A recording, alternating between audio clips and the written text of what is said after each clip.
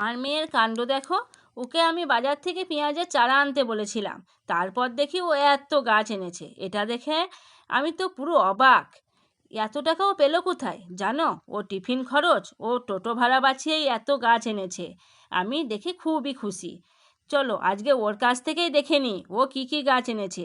প্রথমে এই যে লাল রঙের ডবল প্যাটার্নের বোগনভিলিয়াটা এনেছে, তারপর আমার আনতে বলা পেঁয়াজের চারাগুলোও দেখিয়ে এনেছে।